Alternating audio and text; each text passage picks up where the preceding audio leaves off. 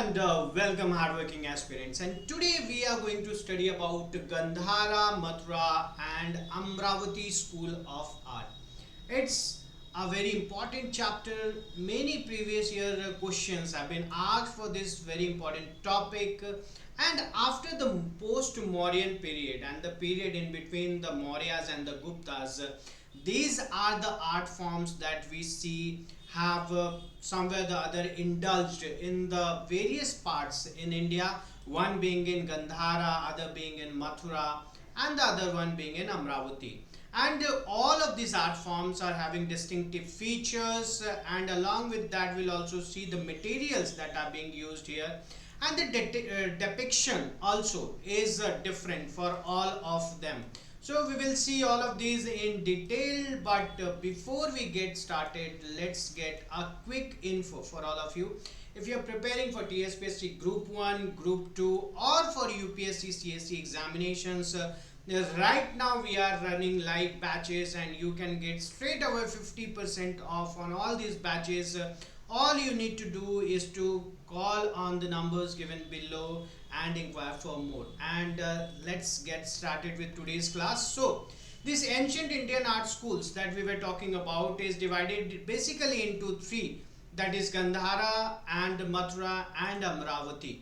So we'll be obviously starting with the first of that is the Gandhara School of Art, and the historical background and the development, how it started. Basically when we talk about Gandhara School of Art, this Gandhara at today's time it's not the part of India, it's part of modern day Afghanistan and Pakistan, and this school originated in the ancient regions of Gandhara, which include major centers like Tachsila, Peshawar, Begaram and Bamiyan being very famous. While there was this rule of Taliban at that time, they tried to hamper some of these sculptures that were already present there, and the art form reached its zenith during the reign of Kushana Emperor Kanishka, very famous. So you can see, if in this map, if you want to see for the Gandhara art, this is the actual region that is very famous, the regions of Jalalabad, Kabul, Peshawar and all of that, which in today's time is obviously not the part of India. Let's see some of the key characteristics. First and foremost, the Greco-Roman influence. The most distinctive features of Gandhara art was its a heavy influence from Hellenistic artistic traditions. This fusion resulted from the region's strategic position along ancient trade routes and history of Greek-Roman. So Greco-Roman influence is something of very importance when we are talking about the Gandhara art. The material and technique. Early Gandhara sculptures were crafted from blue-grey schist stone and green phyllite, while later periods you will see that use of stucco will be there. The sculptures exhibited remarkable technical skill with detailed carving, anatomical accuracy and sophisticated drapery work that we will see. And Buddha's iconography, Buddha will be represented depicting him with the youthful Apollo-like feature. Apollo is a Greek god. Wavy hair and wearing Roman style garments. The Buddha figures showed realistic facial features including forehead lines and well-defined masculinity will be there. And religious theme, the school was predominantly Buddhist, closely associated with Mahayana Buddhism. This is something which you should remember. It was closely associated with Mahayana Buddhism. The main subjects included Buddha and Bodhisattvas, with narrative reliefs depicting events from Buddha's life and Buddhist mythology. So if you see these pics, what you are seeing, the very distinctive features, if you have to note, number one, then the first thing should be this halo. The halo at the back that you are seeing is one of the distinctive features of this Gandhara School of Art.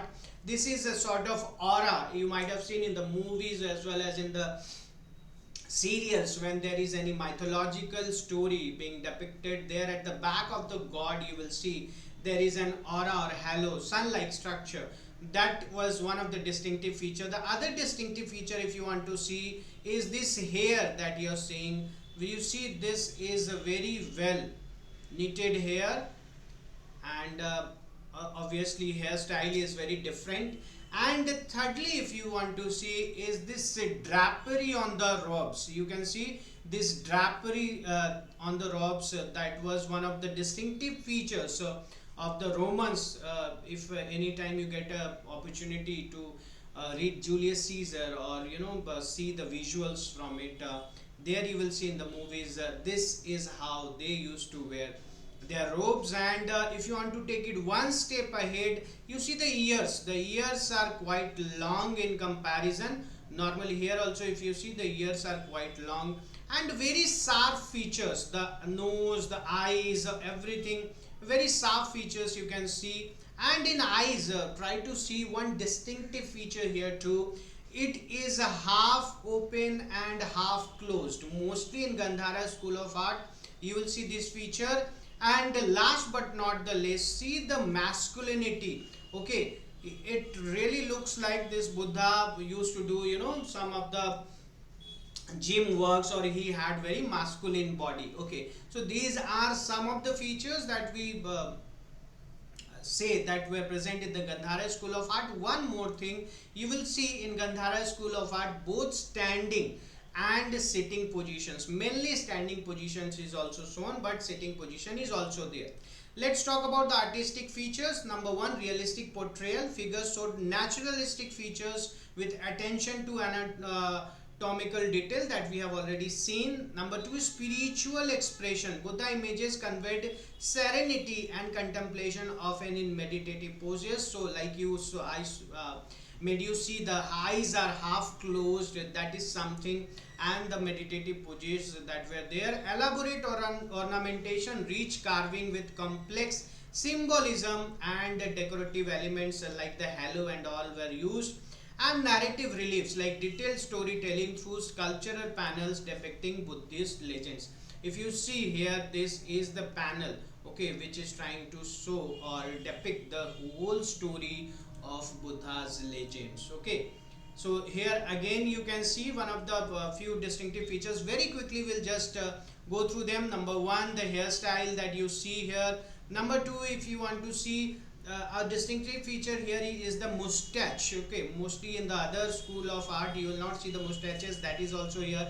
Number three is this halo. Number four is this drapery system that you are seeing. And number five, if you want to see, is this masculinity. Number six, if you want to see, is the ears, and there were many others also that we have already discussed. So that was for the Gandhara School of Art, okay, which originated somewhere other in the Gandhara, or you can say modern day Pakistan and Afghanistan. Let's now see about the Mathura School of Art. The Mathura school emerged as contemporary of Gandhara art, flourishing from the 1st century before Common Era to 12th century Common Era. Located in the holy city of Mathura in present-day Uttar Pradesh, this school developed during the post-Mauryan period and reached its peak during the Kushana and Gupta period, the very same as the Gandhara School of Art. Let's see the distinctive features. Indigenous character, where we saw in the Gandhara that it was influenced by the Greco-Romans. Here you will see the Mathura school was entirely indigenous, developing without significant foreign influence. This native approach resulted in art that was purely Indian in conception and execution. Material uses, if you see here, we have the red sandstone sourced from nearby Enquiries. This material choice became a hallmark for the school and allowed for widespread distribution of sculptures across north central India. Religious diversity, if you want to talk about, this school was remarkable for its inclusive approach, producing sculptures for all three major religions of the time, that is Buddhism, Hinduism and Jainism. Whereas when we were seeing the Gandharas, they were mostly for the Buddhism. This diversity reflected the cosmopolitan nature of Mathura as a trading and pilgrimage center. So it also talks a lot about Mathura. Buddha's representation, Mathura, you will see Buddha images were modeled on earlier Yaksha figures, featuring broad shoulders, muscular physique and energetic expressions. The sculptures showed that Buddha in various mudras, hand gesture, particularly the Abhay mudra or the gesture of fearlessness. So here basically most of the times what you will find that Buddha is in Padmasana or in the sitting way. There is a few of this idols in standing also, but mostly those are in the sitting. Artistic features, if we see The robust physicality, broad shoulders and powerful torsos conveying spiritual strength. Emotional expression, this is of very great importance when we are discussing about the Mathura art, that is the round smiling faces with emphasis on inner joy and spiritual contentment, naturalistic modeling, that is soft naturalistic treatment of human forms, and detailed craftsmanship, that is the careful attention to drapery, jewelry and decorative elements. Iconography innovation, the school was instrumental in developing the iconography of Hindu deities, creating the first systematic representation of Vishnu, Shiva and other Brahminical gods. So in Mathura School of Art, we are also seeing Jainism and Hindu religion also being depicted. One distinctive feature, if you want to see here, is the halo. Halo now is you see decorated. Now you see the decoration in the halo, but the halo in the Gandhara School of Art, in that we saw that the halo was not decorated. Now second point, if you want to take, you will see slightly the ears will be smaller in the Gandhara School of Art, and thirdly they will talk a lot about the facial expression. Facial expressions will be much more important here. If you see some of these Mathura School of Art examples are given, the headless figure of Kanishka, that is also important. You see both the headless figure here. If you see, you are seeing Buddha, again the halo, you see it is decorated, and you see again here also in Padmasana position he is sitting Buddha, and at the back of the last statue also standing Buddha, you will see that the halo is decorated. Now let's see about the Amravati School of Art. The Amravati school developed in the Krishna Godavari river valley in present day Andhra Pradesh from the 2nd century before Common Era to 3rd century CE. This school flourished under the patronage of Satavahanas dynasty and later the Ikshvakus. This is important. The unique features of this Amravati School of Art, like Mathura, the Amravati school developed purely on indigenous lines without foreign influences. However, it displayed greater artistic freedom and boldness compared to the other contemporary school. One more thing that we will find here is symbolism of Buddha's depiction will be used here. The iconography will not be used here. The school sculptures were crafted from distinctive white or cream colored limestone, often called Amravati marble, due to its marble-like appearance. This material choice allowed for extremely fine and detailed carving. So, these materials distinction should be known by you. The narrative mastery. The school was renowned for its narrative art with medallions and panels depicting entire stories in sequential images. These works demonstrated sophisticated storytelling technique and dynamic composition. So, this Amravati, as you can see, at the confluence of Krishna and Godavari, we can see Amravati, and this was the place where this Amravati School of Art flourished. Also, one more thing that you should understand, the Gandhara as well as the Mathura art, if they were form of representation of Mahayana, this was the form of representation of the Hinayan. And if you remember when we did this Buddhism class, Hinayan don't believe in idol worship, rather they believed in symbol worshipping. Okay, so they with the help of different symbols depicted Buddha and worshipped that. So here also we will not see mostly the icons, rather the symbols which are depicting Buddha.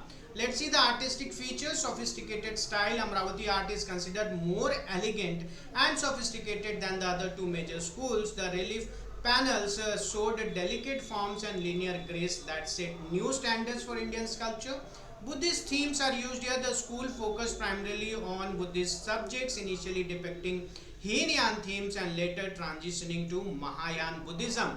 The great stupa at Amravati became the centerpiece of the artistic tradition. So they were mostly of the Hinayan tradition, but then later on it is also known to have transition to the Mahayana tradition. And the secular elements that we see, despite its Buddhist focus, the school also created secular images including panels depicting dance, music and daily life, reflecting the joy and richness of contemporary culture. So here you can see this are the features of the Amravati School of Art that you can see.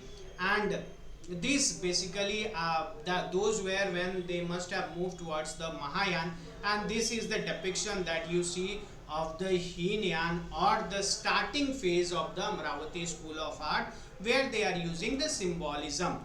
Now, the dynastic patronage and influence, first see the Kushana dynasty. The Kushana Empire, that is from the 1st and 3rd century Common Era, played a crucial role in the development of both Gandhara and Mathura schools. Under Emperor Kanishka's patronage, Buddhism flourished, leading to unprecedented artistic production. The Kushan's multicultural empire facilitated the exchange of artistic ideas and techniques between different regions. Kanishka's contribution that we see sponsored construction of stupas, monasteries and viharas, supported the development of Mahayana Buddhism, facilitated cultural exchange along trade routes, patronized both Gandhara and Mathura artistic traditions. So that was for the Kushanas and Kanishka. And we will also see this headless figure of Kanishka. This is also, so where are we mainly finding them? We are finding them in this area in Mathura, Sarnath, Bias. Okay, this is for the Mathura, and for the Gandhara, that is the Begram, Kapisha, Peshawar. All these places are for the site of historical importance. And lastly, we will see also about the Satavahana dynasty. Satavahana influence was instrumental in the development of Amravati school.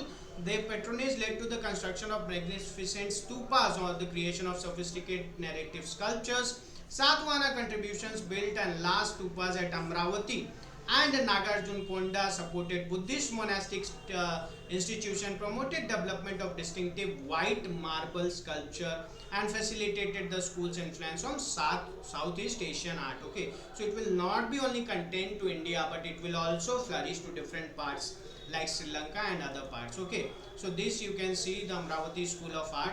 And the Gupta influence, let's see that also. The Gupta period 4th to 6th century Common Era marked the classical phase in Indian art, where elements from all three schools merged into a unified tradition. The Gupta rulers synthesized the best feature of earlier school while establishing new standards of artistic excellence. Gupta achievements, we can see that refined sculpture technique from Mathura and Amravati tradition established classical standards for Indian art, created iconic temple sculptures and religious imagery, and influenced later Indian and Southeast Asian artistic traditions. Okay, so this pics that you can see is depicted. Now regional centers and artistic spread. Tachasila in the Gandhara centers we are trying to see. Tachasila as the major center for the Greco-Buddhist art and learning. Then second was Peshawar, important administrative and artistic hub. Bamia on the site of monumental Buddha statues, and Begram, that is the center for Indo-Greek artistic synthesis. This is especially for the Gandhara centers. Let's see the Mathura centers. Mathura primary center and export hub for sculptures. Sarnath, important secondary center during Gupta period. Kosambi, regional center for Buddhist art. And Sanghol, example of Mathura influence in Punjab. This was for the Mathura center. Let's lastly see the Amravati centers. Primary center with the great stupa is Amravati. Then Nagarjun Konda, important Buddhist complex. Then Jagyapeta, regional sculpture center. And then Ghantasala, that is the center for narrative relief art. Okay, this can also be depicted in the map that we have seen. The artistic influence and legacy, Southeast Asian impact. The Amravati school had profound influence on the Southeast Asian Buddhist art. The school's stylistic elements spread to Sri Lanka, Myanmar, Java and other regions through maritime trade connections. Central Asian transmission, Gandhara art played a crucial role in transmitting Buddhist iconography along the Silk Road to Central Asia, China and beyond. The school's Greco-Buddhist synthesis influenced artistic tradition across the Buddhist world. And Indian artistic foundation, that is the Mathura school, established fundamental principles of Indian sculptures that influenced later Hindu and Buddhist art. Its indigenous approach became the foundation for subsequent Indian artistic traditions. Now let's see the comparative analysis. All three schools shared several common characteristics. What were they? Buddhist focus, that's number one, primary emphasis on Buddhist themes. Stupa architecture, development of elaborate stupas. Narrative art, use of sculpture for storytelling and religious instruction. Royal patronage, all three of them had this support from the contemporary dynasties, and cultural exchange, influence on and from other artistic traditions were there. So at conclusion, what we can see, this Gandhara, Mathura and Amravati represent distinctive yet interconnected tradition that shaped the development of Buddhist and Indian art. Each school contributed unique elements that we have seen already, and these are very important for your examinations perspective also. Let's see one of the 5 questions. If you really want to do it yourself, pause the video, answer it, and then let us see the explanation. Which of the following features is most characteristic for the Gandhara school of art? Use of red stone and indigenous Indian motifs, narrative relief depicting Jatka tales, realization depicting of Buddha with Greco-Roman influence. This looks to be more correct, and what is the correct answer? Yes, C was the correct answer. You can pause the video and see the explanation. The Amravati school of art is best known for which of the following? Use of stone and Greco-Roman elements, narrative reliefs in the white marble depicting Buddhist stories, creation of the first anthropomorphic images of Buddha, focus on Seva and Vaishnava iconography. So we are talking about the Amravati school of art, and it was narrative reliefs with white marble depicting Buddhist stories. Number B should be the correct answer, and yes, B is the correct answer. Let's see question number 3. Which material was predominantly used by Mathura school of art for its sculptures? So if you remember, it was mostly red mottled sandstone that was used for the Mathura school of art, and that is the correct answer. Let's see the next. Consider the following statement. The Gandhara school flourished under the patronage of Satavahanas. No, it was Amravati. Amravati school is indigenous and developed in the Andhra region. Yes, that's correct. The Mathura school depicted Buddha in human form for the first time. No, Gandharas already did it. So only 2 should be the correct answer. C, 2 only is the correct answer. Let's see the last question. Match the following school of art with their key features. Amravati had red sandstone indigenous iconography. No, Amravati had Tribhanga posture, dynamic movement. Mathura, Greco-Roman realism, stone, and Gandhara. Gandhara should be Greco-Roman realism, stone, and Mathura should be red sandstone indigenous iconography. So the answer should be A is 2, B is 3, and C is 1. Okay, A is the correct answer. So what is the correct answer here? A is the correct answer. So with that, we have come to the end of the class, but this can be the beginning for you if you are preparing for UPSC, TSPSC or APPSC, and you should require this one-on-one live mentorship with Deepika ma'am. Don't waste the time, because Deepika ma'am is having 20 plus years of experience, an experienced faculty under whom thousands of aspirants have got greater knowledge, and hundreds of them are in services today. So don't waste the time. Call on the numbers given below and get going, and also subscribe so that we meet again, and like. Thank you.